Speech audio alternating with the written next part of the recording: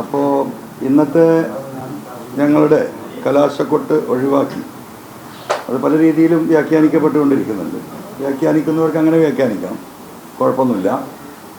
പക്ഷേ ഞങ്ങളുടെ യഥാർത്ഥ കലാശക്കൊട്ട് വരാൻ പോകുന്നത് ഈ 19-ാം തീയതിയാണ്.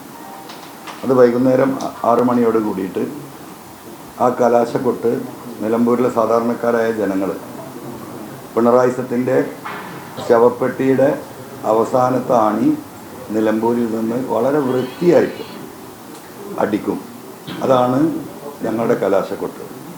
ഞങ്ങളുടെ പ്രവർത്തകർ മുഴുവൻ ഫീൽഡിലാണ്, പരിമിതമായ പ്രവർത്തകരാണ് ഞങ്ങൾക്കുള്ളത്. അവരെ ഇന്ന് ഈ നായാട്ടിന് വിടണ്ട എന്ന് തീരുമാനിക്കുകയാണ് ഞങ്ങൾ ചെയ്തത്. 2, ഈ മഴയുമായി ബന്ധപ്പെട്ട് വലിയ ട്രാഫിക് ജാമുണ്ട്. മിനിഞ്ഞാന്ന് തന്നെ ഏകദേശം 7 മണിക്കൂർ, 3.5 മണിക്ക് തുടങ്ങി രാത്രി നമ്മൾ 10 മണിയോട് കൂടിയാണ് 9:50 അവസാനിപ്പിക്കുന്നത്. 6.5 മണിക്കൂറോളം CNG റോഡ് ബ്ലോക്കായിരുന്നു. അതിൽ തന്നെ എനിക്ക് അങ്ങേറ്റത്തെ വിഷമമുണ്ട്. ഇനിയും വീണ്ടും അത്തരത്തിലുള്ള ഒരു അവസ്ഥയിലേക്ക് പോകരുത് എന്ന ഒരു താല്പര്യം കൂടി അതിൻ്റെ പിന്നിലുണ്ട്.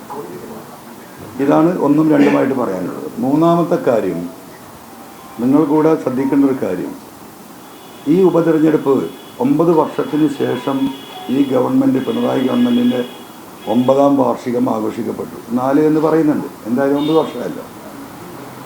2ാം പിണറായി ഗവൺമെൻറ്റിൻ്റെ ഭരണത്തിൻ്റെ വിലയിരുത്തലാകും ഈ തെരഞ്ഞെടുപ്പ് എന്ന് CPMയുടെ പാർട്ടിയുടെ സംസ്ഥാന ജനറൽ സെക്രട്ടറി സഖാവ് ഗോവിന്ദൻ മാഷ് ഉൾപ്പെടെ ഇവിടുത്തെ ജനങ്ങളോട് നിങ്ങളുടെ ചോദ്യത്തിന് ഉത്തരമായി പറഞ്ഞിട്ടുള്ളതാണ്. പലരും പറഞ്ഞിട്ടുണ്ട്. സ്ഥാനാർത്ഥി സ്വരാജ് പറഞ്ഞിട്ടുണ്ട്, എളമരം കരീം സഖാവ് പറഞ്ഞിട്ടുണ്ട്, TP രാമകൃഷ്ണൻ സഖാവ് പറയാതെ പറഞ്ഞിട്ടുണ്ട്. അങ്ങനെ പലരും ഇതൊരു പിണറായി ഗവൺമെൻറ് വിലയിരുത്തലാകും എന്നാണ് പറഞ്ഞത്.